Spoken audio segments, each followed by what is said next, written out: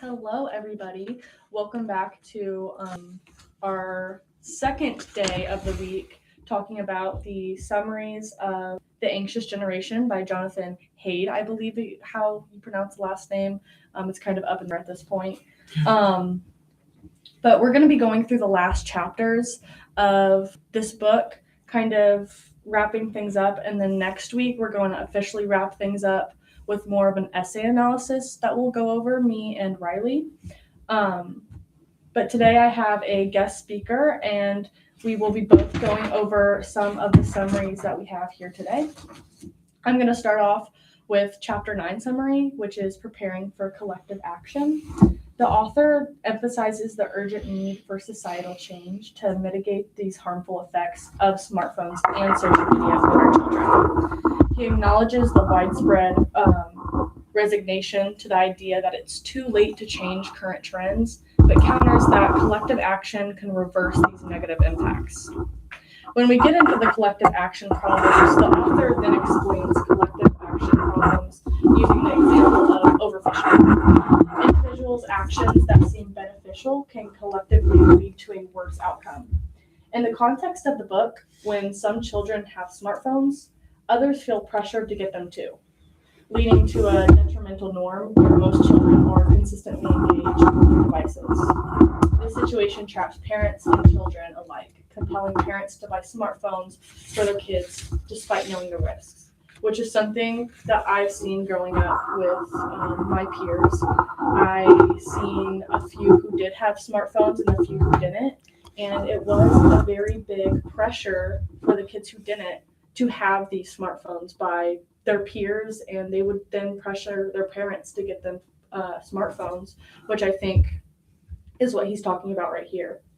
And then when we get to the examples of collective action problems, peer pressure, children like Alexis Spence feel desperate for social media accounts to fit in and avoid being left out, pushing parents to give in to their demands. And when we get to the parental pressure of this, parents succumb to that idea that denying their children smartphones will make them social outcasts, further perpetuating the problem. And then tech companies, these companies face pressures to attract younger users. This is something that I mentioned yesterday, but unfortunately that didn't air as we wanted to. Even if it means disregarding age restrictions to stay competitive. And then the solutions to these collective action problems, the author then outlines 4 main approaches to solving collective action problems. The first one's going to be voluntary coordination. Groups like Wait Until 8th encourage parents to collectively delay giving their children smartphones until at least 8th grade, breaking the cycle of peer pressure. Social norms and moralization, which is our second one, is where communities can redefine these norms, making it morally acceptable and normal for children to have more autonomy and less screen time, similar to how attitudes towards drunk driving have changed. Getting into the third one of technological solutions, innovations such as lockable phone pouches, better age verification methods, and basic phones without internet access can reduce the pressure on parents and children.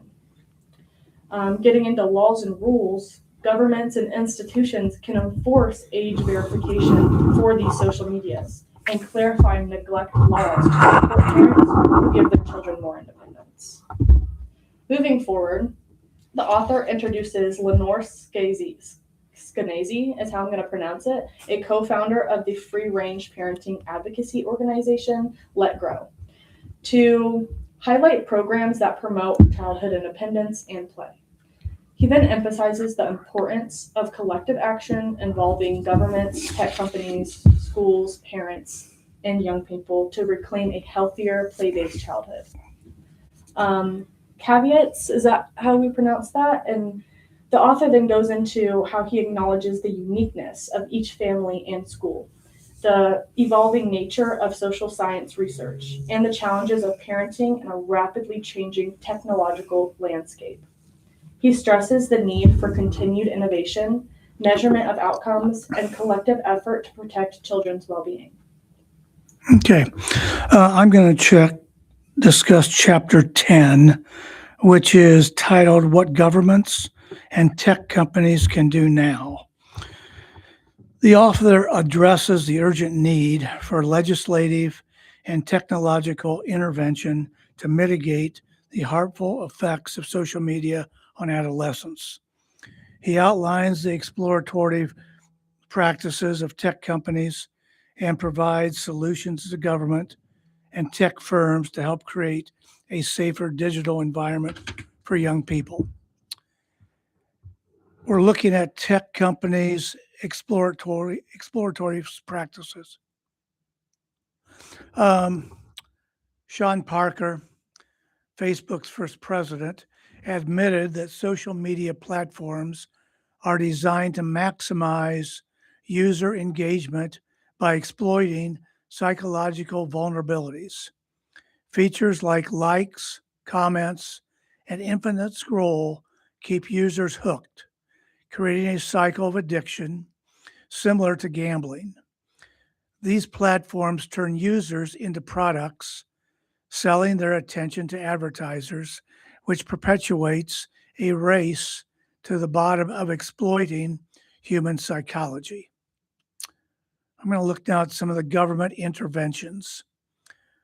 The author proposes several legislative actions to counter these issues. The first one is assert a duty of care.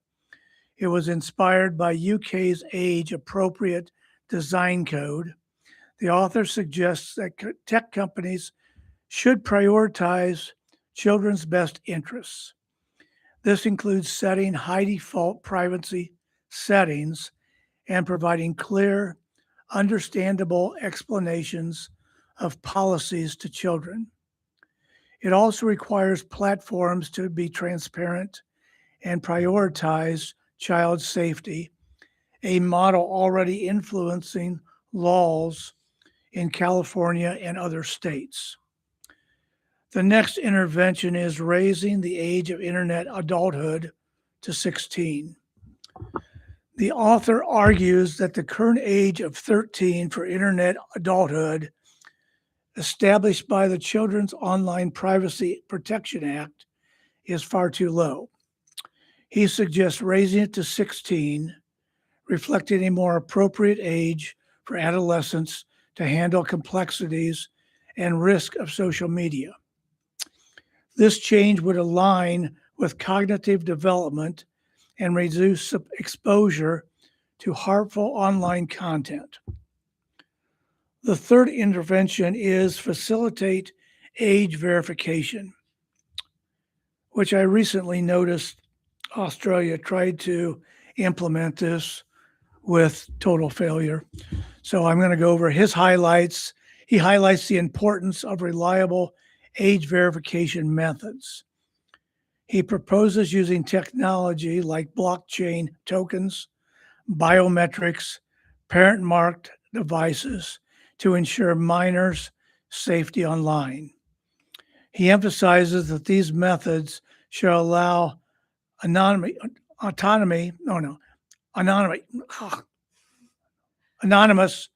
while effectively verifying users' ages. The fourth one is encouraging phone-free schools to improve mental health and academic outcomes.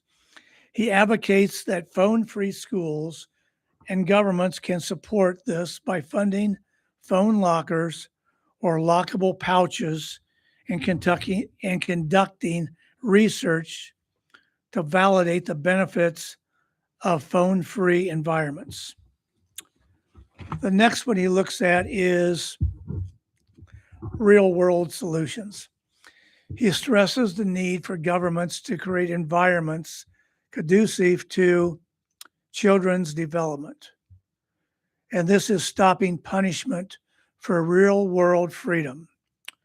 He indicates the government should revise vague neglect laws that criminalize reasonable independence for children.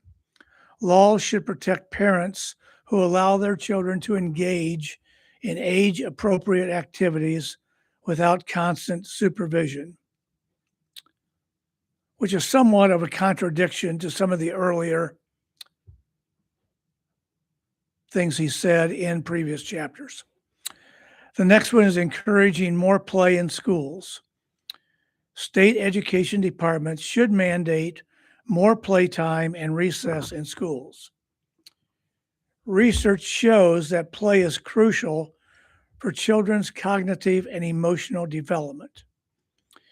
Designing and zoning public spaces for children. Cities should ensure safe, accessible public spaces for children with good sidewalks, crossroads, mixed-use areas that promote social interaction and physical activity. And lastly, he's promoting vocational education and youth development programs. He feels governments should support vocational education, which I agree with, apprenticeship, which I agree with, and youth development programs that offer hand-on experience and help adolescents transition into adulthood, which I think is extremely needed in this culture. We have a tendency to think every kid needs to go to college, and it's statistics have borne out that most kids really have no effectiveness in going to college.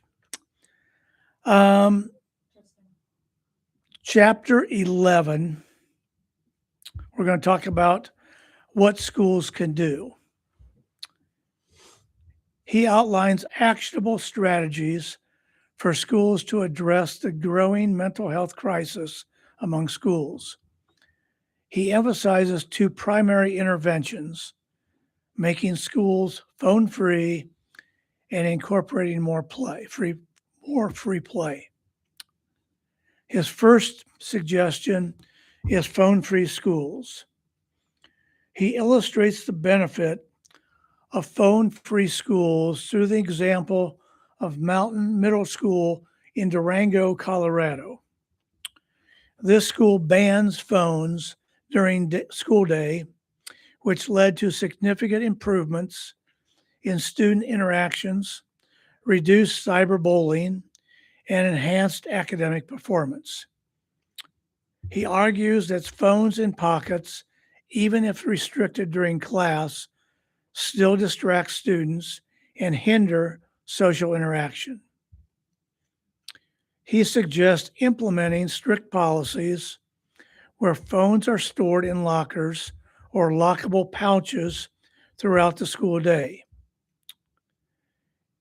He emphasizes showing that phone use in classroom reduces educational performance and increases disruption. By removing phones, schools can foster better learning environments and stronger community bonds among students. His second suggestion is to have playful schools. He advocates for more unrestricted and structured free play in schools, using the example of Kevin Steinhardt, a teacher who introduced extended recess and a play club at his elementary school in South Carolina. He found these initiatives led to happier, more resilient students with fewer behavioral problems. Free play allows children to develop social skills, emotional regulation, and creativity naturally. The author highlights the success of Play Club, where students engage in autonomous play with minimal adult intervention. This approach addresses the same socioeconomic or emotional learning goals as structured curricula, but is more effective because it aligns with children's natural inclinations. He has a few additional measures that I'm just going to touch on. He suggests Let Growth Project. It's a homework assignment encouraging students to complete tasks independently, fostering confidence and a sense of competence. He also addresses improved recess, which providing longer recess periods, better playgrounds with loose parts and natural elements, and fewer rules encourage imaginative play. His next one is re-engaging boys, addressing the disengagement of boys from school by offering more vocational training, shop classes, hiring more male teachers to serve as role models. He concludes by advocating for experimental trials to test these interventions in school by becoming phone-free, playful schools can proactively prevent mental health issues, creating happier, healthier, and more engaged students. That takes care of that chapter. The final chapter I'm going to go over is what can parents do?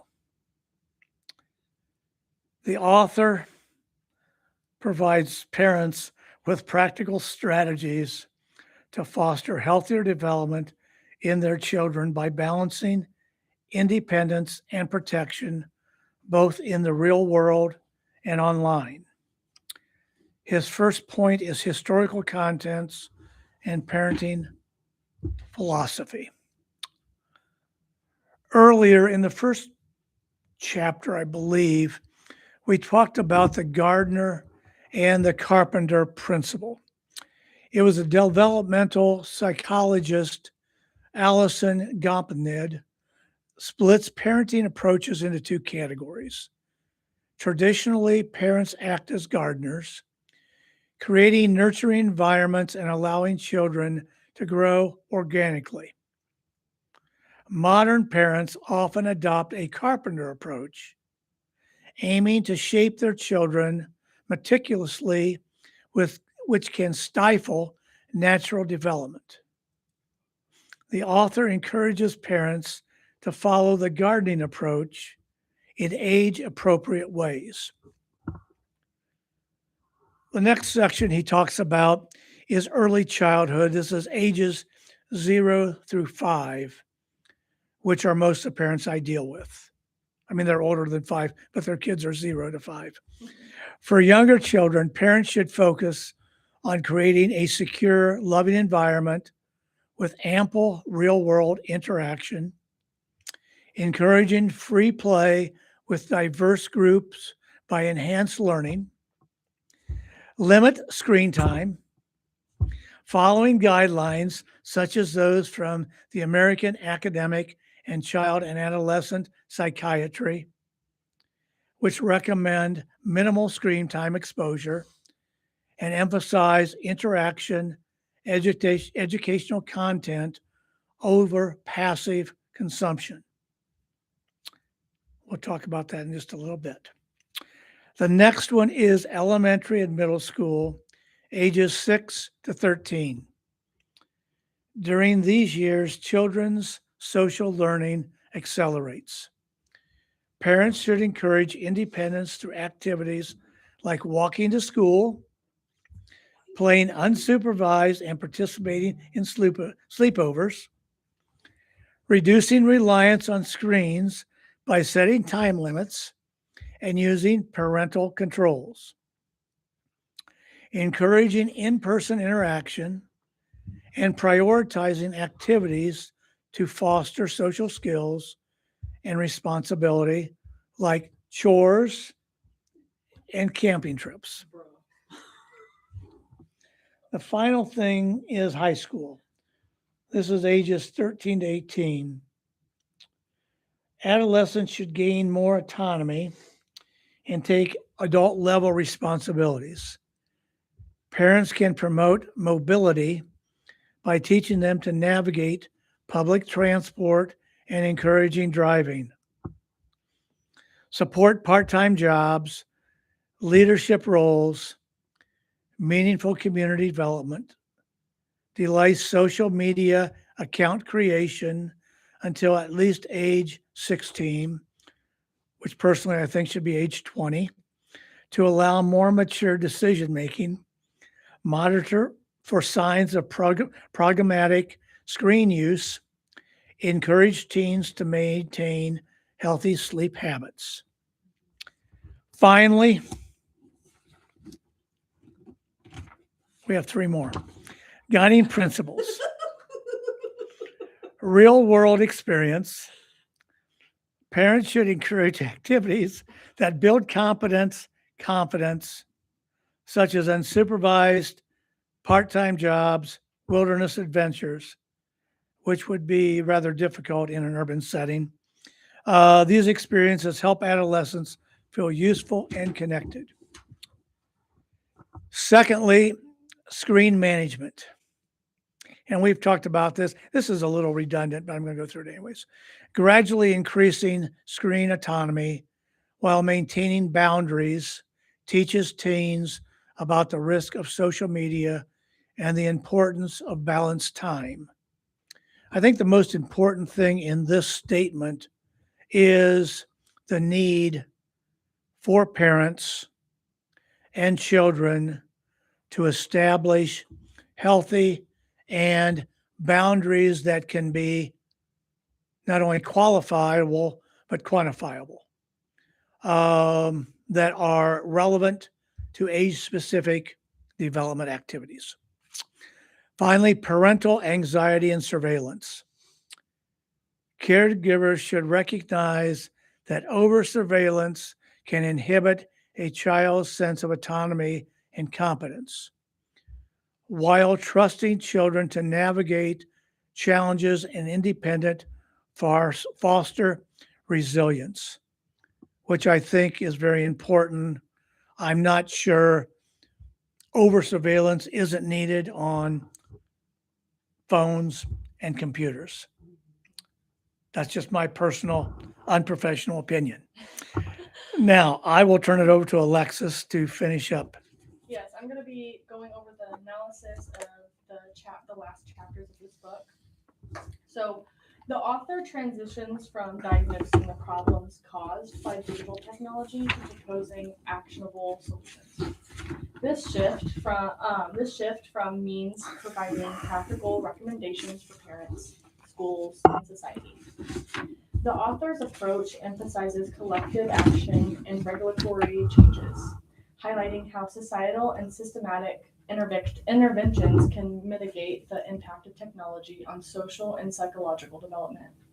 By offering concrete steps, he empowers readers to engage in meaningful change, illustrating that reversing the negative trends affecting today's youth is possible. The author structures this section to first identify the collective action problem and then propose solutions, from societal interventions to practical steps for parents and schools. This methodical approach helps readers understand the complexity of the issues and the multifaceted nature of these solutions. For instance, in Chapter 9, lays the groundwork by discussing the perceived inability of the digital age's negative impacts, and then encounters it by presenting the power of collective action. This structure is meant to undo the feeling of helplessness that the author described in earlier parts of the book, empowering readers to pursue specific actionable steps. Getting into Chapter 9 specifically, the author addresses the urgent need for societal action because individual efforts often seem futile against the pervasive influence of smartphones and the social media. Widespread resignation has left some feeling a little sense of inevitability. Oh my goodness. It has become so widespread, resignation has left some feeling a sense of, I just wrote that. It has become so ordinary for 11-year-olds to walk around staring down at their phones, swiping through bottomless feeds that many people cannot imagine that we could change if we wanted to. That ship sailed, is what they say. Or that train has left the station, which you can find on page 222.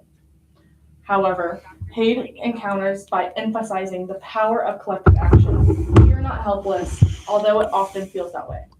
Each of us, acting alone, perceives that it's too difficult or costly to do the right thing.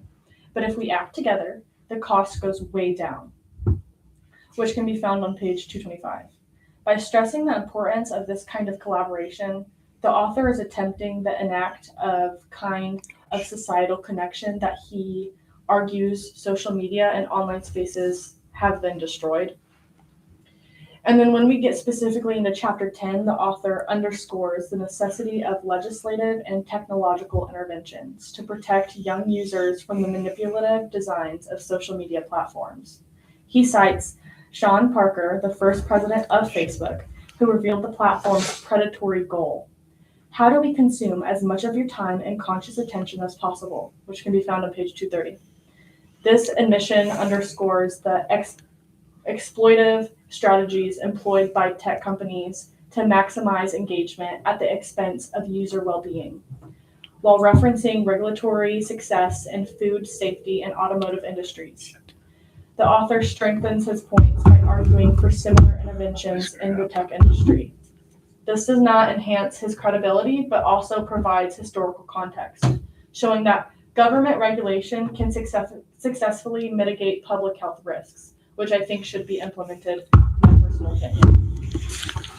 And then chapter 11 gets into the outlines of strategies for schools to mitigate the negative effects of digital technology on the students.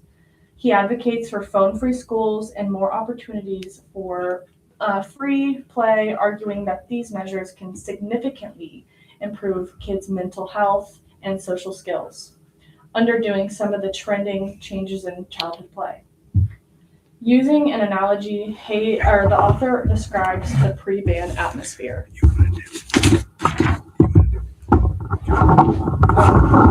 He describes the pre-ban atmosphere as schools being a horrible dystopia where students absorbed in their devices fail to interact. It's kind of like the zombie apocalypse, and you have all these kids in the hallway not talking to each other. It's just a very different vibe. This imagery conveys the dehumanizing social disconnection caused by smartphones. The author supports comprehensive phone bans throughout the school day, arguing that the partial bans are nearly useless and create additional burdens for teachers who must police phone usage, which I see in some of the implements happening today in the schools. They are trying to have those phone bans and keep the phones out of school that I know of, but from the looks of it, it's not working very well. But when we get into chapter 12, the author provides parents with practical strategies to foster healthier development in their children. He emphasizes a balance between independence and then the protection. Alison Gopnik's analogy of a carpenter versus a gardener approach to parenting criticizes modern parents over-controlling carpenter mentality, which stifles children's ability to flourish. Instead, Haidt advocates the gardener approach, where parents create a nurturing environment that allows children to grow naturally and independently. Our job as parents is not to make a particular kind of child.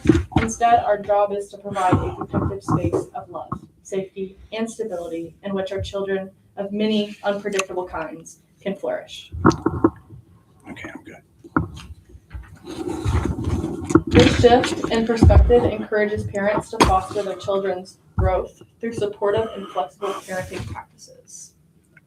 Okay, I'm going to go through the conclusion summary that's entitled Bringing Childhood Back to Earth. Some of this is going to be, we've talked about it the last 3-4 weeks, but I'm just going to kind of summarize what the author's talking about here. He's underscoring the urgency of addressing mental health crisis among Generation Z. The book was initially intended to explore social media's impact on democracy, but the author shifted focus upon discovering its effects on adolescent mental health globally. This book's conclusion emphasizes the need to transform childhood from phone-based existence to one grounded in real-world interaction. He goes on to talk about some of the ideas he has. The first one is the great rewiring and its impact, which we talked about last night, which didn't get recorded, and the week before. Um, he explains the great rewiring of childhood between 2010 and 2015, where smartphones and social media became ubiquitous. The shift coincides with rising mental health issues among adolescents across Western nations, affecting both girls and boys. He argues that the rapid integration of digital technology into children's lives has significantly contributed to these challenges. Next, he proposes 4 key reforms to mitigate the negative impact of digital technology, on children. Number 1 is no smartphones before high school. The next one is no social media before age 16, which I said earlier I think should be 18 or 20. Phone-free schools, more unsupervised play and childhood independence, encouraging free play to foster creativity, resilience, and social competency. Next is collective action and community involvement. He emphasizes the importance of collective action, where parents, schools, and communities can adopt these reforms. They create supportive environments that can make it easier for others to follow suit. The collective effort can lead to significant improvements in child and adolescents' mental health. Next, he's talking about speaking up and linking up. He urges readers to speak up about the detrimental effects of phone-based childhood and advocate for a return to play-based childhood. He suggests connecting with like-minded parents, teachers, organizations to build safety support networks. Well, safe supportive networks. These networks can collectively implement foundational reforms in their communities. His final thought is he compares the disconnect caused by digital technology to children being taken to Mars. That was talked about in the very first week, that parents, even if they knew everything about the trip to Mars, none of them would allow their child to explore Mars. And he calls for a return to Earth, where children can thrive in real world communities. By ending the experiment of phone-based childhood, he believes we can address mental health crisis and foster healthier and happy children. I'm going to add to this is if you've read the book or if you've gotten the book, there's a lot of statistics in there about the significant increase in anxiety and depression, especially with teenage girls, and the cost that's been associated in treating these young ladies with medicine and therapy. And I would encourage you, and I believe it's in chapter 2 that he talks more in length about that. So now I'm going to turn over to Alexis, and she's going to give you one final conclusion. Yes, I'm going to go over the conclusion analysis. So the author starts by underscoring the urgency of addressing the mental health crisis plaguing Generation Z, which is me. He explains how the great rewiring of childhood, which occurred between 2010 and 2015 due to the ubiquitous adoption of smartphones and social media, coincides with rising mental health issues among adolescents. The author proposes 4 key reforms to mitigate the negative impacts of digital technology on children, which we just went over. The no smartphones before high school, no social media before age 18, or 16 is in the book, but we recommend 18 in practice. Phone-free schools, and more unsupervised play. Emphasizing the importance of collective action and community involvement, the author calls for a concerted effort to implement these reforms to improve the mental health and well-being of young people.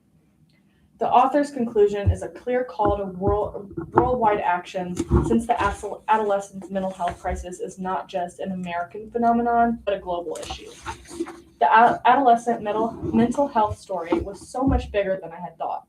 It wasn't just an American story, it was a story playing out across many Western nations, which can be found on 292. This recognition right. Okay.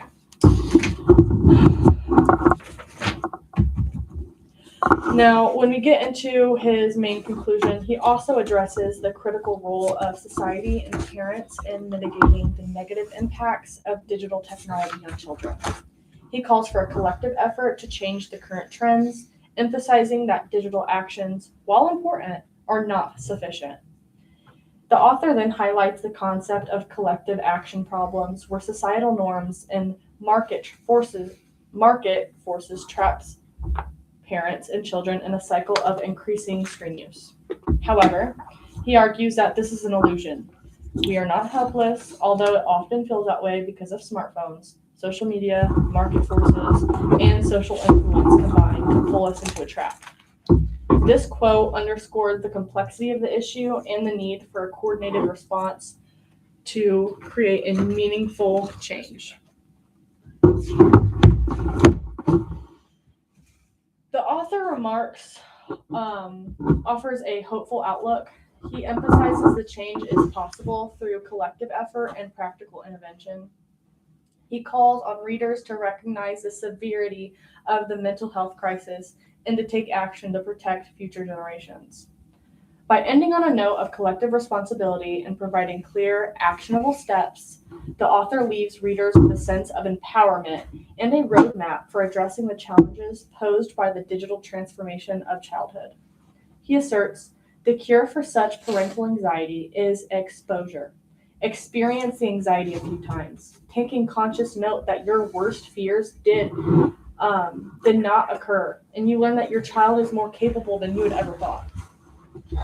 This advice encourages parents to gradually build their confidence and trust in their children's ability to navigate the world.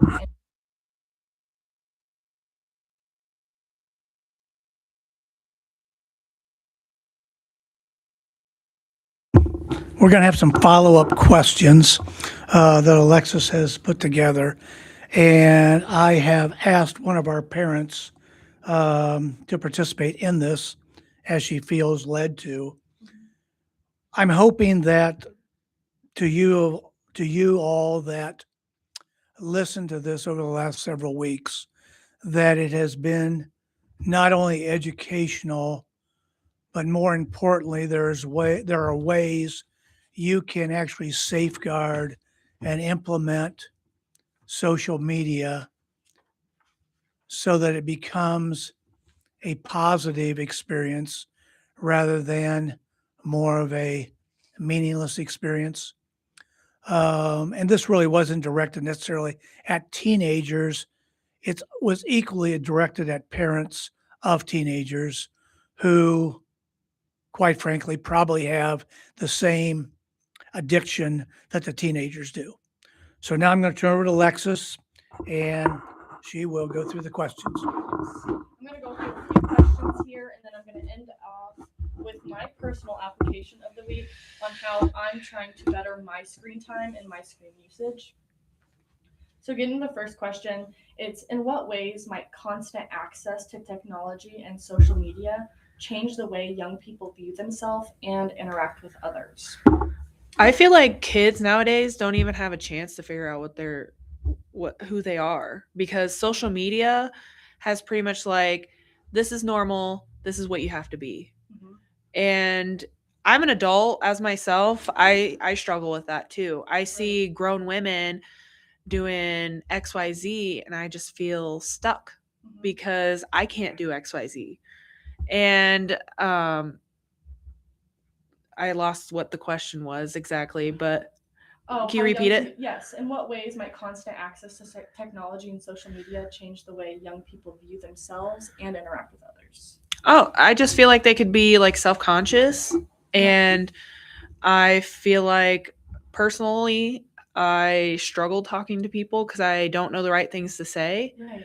And I don't want to be judged upon the wrong things. And people put me on blast on Facebook or something.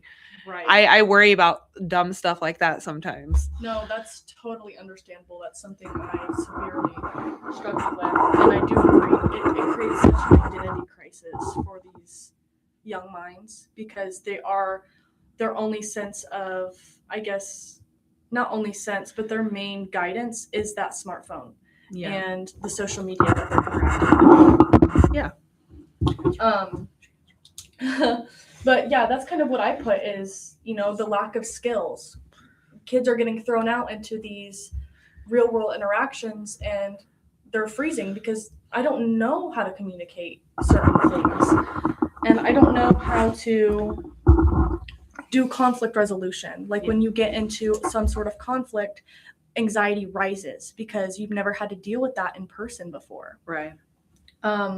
Something I also put was the mental health increase, obviously, because we are having such a crisis of identity and these certain skills. We've seen it in the book. Suicide rates went crazy. Hospital rates went crazy. Inpatient, it rose crazy, especially with girls. And then you also get into that, which was my main point, that social deprivation, where we do eventually lack those skills. So, going off to our second question. I still want to finish the first question. Yeah. Here's my issue as a parent, and that is in the 21st century, I think we've allowed social media to actually become the parent. Mm-hmm. And I think it was intended to do that by the creators of internet. Mm-hmm. I don't think it was ever invented to enhance parents to better parent their children.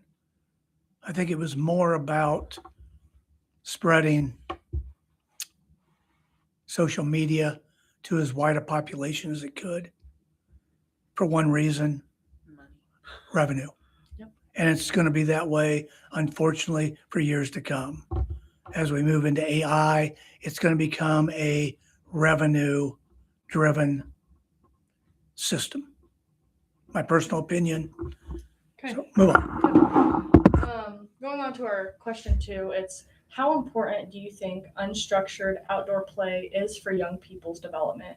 And what might be lost if children spent more of their free time indoors or on a screen? They're not going to have that childhood memory of anything good, in my opinion. Right. Like I remember hanging out with my cousins and hanging out with some little friends, mm-hmm. and I don't remember ever having a phone. And there's a lot of core memories I cherish, where kids nowadays, they're stuck inside on their phone. And in my opinion, they're not going to remember anything from their childhood because they're so glued to social media and TikTok and YouTube and all that stuff. And those social medias are so high stimulating. So, it is.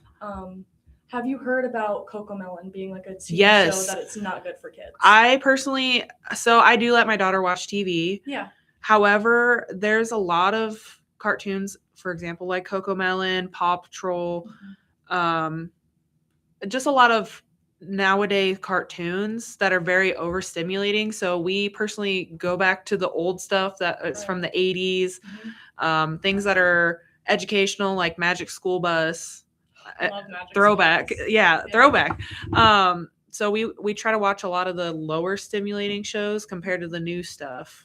Yeah, because what they're doing is their intention is to collect some kind of revenue. Yeah. So these kids are now overstimulated in these shows, and I'm kind of using this as an example for social media, that we're not learning anything. Yeah. We're just like blank staring at a screen because it's all colorful and loud, and it's essentially brain rot is what we can call it today. Yeah. But I agree. That's a really good answer. Or the dancing fruit. I don't know who invented the dancing fruit, but that's literally the dumbest thing I've ever seen.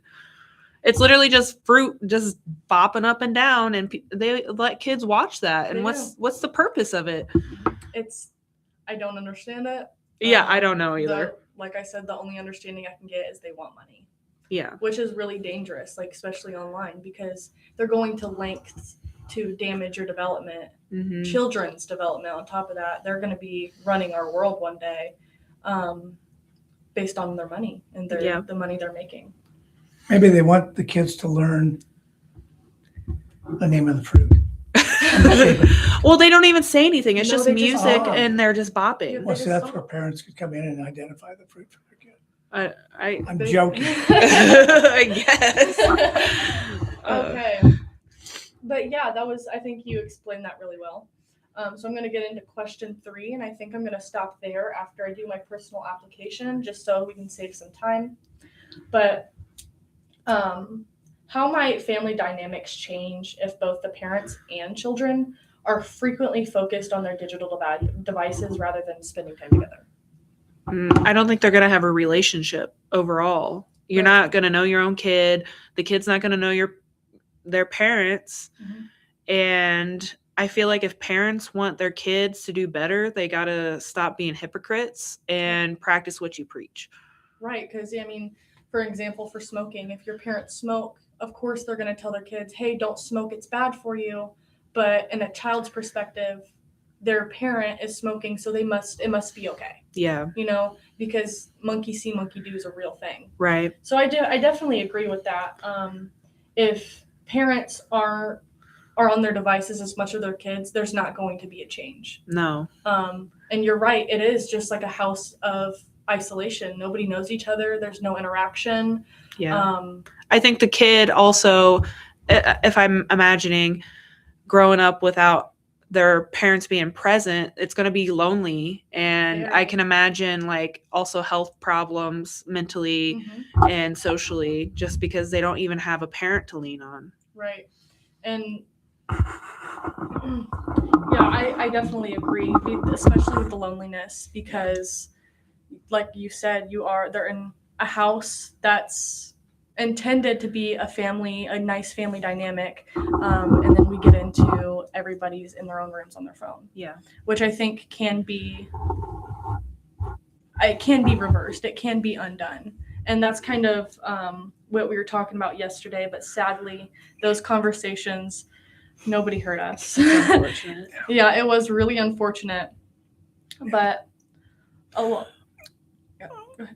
one thing I would add, I think we get so focused on the present and our children and how it affects them in a negative way. But I think we also need to be very aware of how it's going to affect their children, because we're almost in a generation, well, we are in the second generation of digital technology. And unless there's a real diligent and a concerted effort by parents to become parents, we're going to see the next generation doing the same thing, right? Because they're unaware of any other option. It's kind of like the phone-based play and the unsupervised play. If you've never had exposure to the unsupervised, you don't know what it is. And I think we're at a point now where many teenagers really do not have a sense of critical thinking, creativity, innovation. They're being told what to believe, what to understand. And I think to a large extent, their identity has been defined by Facebook and TikTok. I agree. I might be wrong, but I don't think so. I definitely agree with that one. I want to get into some of my personal application things and parental advices, kind of going with these last few chapters. Last week, I mentioned that I added a screen time on my social media. So I was averaging, I think, 4 hours a day on just the social media. Yeah. And then I think it was like 7 to 8 on my phone and Twitter.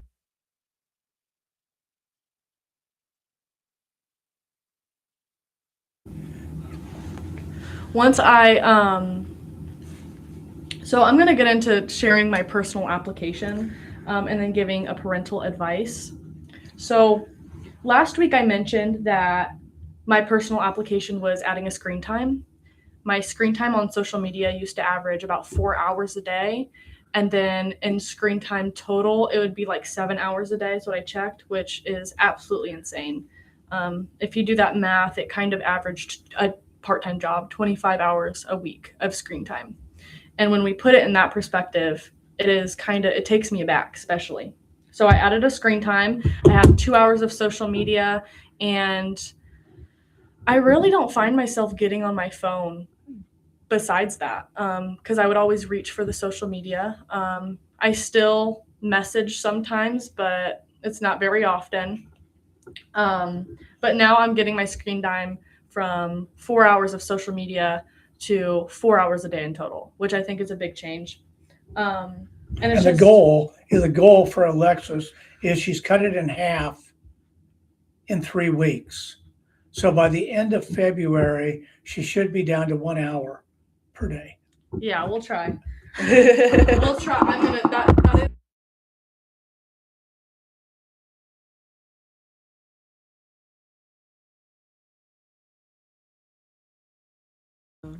The old dinosaur ones. Yeah, so I'm going to so to keep up with that screen time that I implemented, I also have to add in more hobbies because I'm having less screen time, so I have to do more things on the side.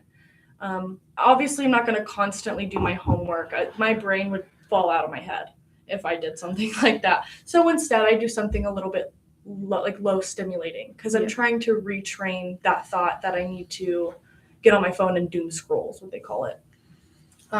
So I've been replacing my want to get on my phone. Like when my screen time's done, I will do work for, I'll go do my work. I'll go read. I have a few books that I'm starting to read.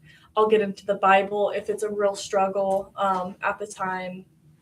I've been going out and talking with my family more.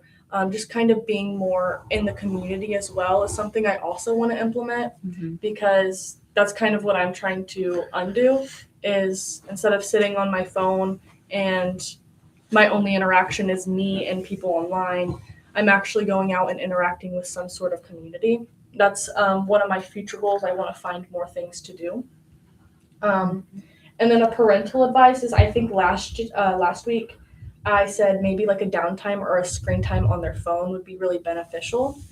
And then, like I said, it kind of goes with mine. You also need to be offering options other than getting on your phone because that is kind of that dynamic. And especially if you as your parent is in the same dynamic where you get off of work or you get off of school and it's straight to the phone. For what we call quote unquote downtime, but we're actually overstimulating our brains in those moments. And so I think maybe allowing screen time for specific times of the day, but then offering more board games or family time or going to the library to do an activity. I know it's winter, so it's kind of hard to get out there. And also financially, it's hard to get out there. That's why I love the library because they do a whole bunch of activities. And the library is a good place to get ideas too. I mean, I personally go to social media and like whatever for ideas or advice. And the library is a good place to stop at if you need ideas for like hobbies and stuff. Right. And that's actually went into the library the other day and the first thing I seen was come here to go. I don't remember what it was specifically, right, but it was just an opportunity. Yeah. And there are opportunities out there and resources. It's just actually going and doing them, Yeah. which can be different for people. And so they assume, I don't know how to, kind of with boundaries. Like when you install a boundary, hey, I'm not gonna let you ride my car anymore for whatever reason. Yeah. That person's like, oh, whoa, like why all of a sudden are you implementing these boundaries? It's kind of like that. It's like, whoa, what are you doing? What do you mean I can't be on my phone? What do you mean we're gonna go do this? Yeah. It's definitely a change, but it's a good change development. And it doesn't have to be done overnight, you know. No. My family and I, a couple times a week, maybe if we're lucky, mostly one time a week, we'll get like a charcuterie board and we'll either paint or we'll watch a movie together. Just something simple that we're not on our phones or. And we're still having quality family. Quality time, yeah. One community resource that's available to everybody, and you can get it off of your computer, is all you have to do is pull up the library's website, and it always gives you a month-by-month calendar of events that's going on at the library, which I don't think a lot of people access, which is unfortunate because all of the activities are free. I know Fort Wayne Library does a phenomenal job of having monthly children activities, as does, I believe Decatur does also. If that was everything everybody had to add, I think we are going to end this off tonight. I hope everyone could have taken something from this book. But we are going to tie off next week on Monday. Me and Riley will have our own essays to go over about this book and a specific topic. We'll go along with that. We'll have a little bit of discussion, and then we'll wrap this book up with another one the following week. Yeah, we may take a week off after Monday of next week, but we're going to be going into another book that deals with the freedom of selflessness, which deals with, I think it ties in very nicely with social media, because the emphasis goes off of ourselves onto other people. And I think it'll be very profitable for people to follow that study, which will probably run about 4 to 5 weeks. So we hope you've enjoyed the book. We'll be back Monday, where Alexis and Lillian will give their final thoughts on what's been learned through this study. All right. Thank you guys so much, and I'll see you next week.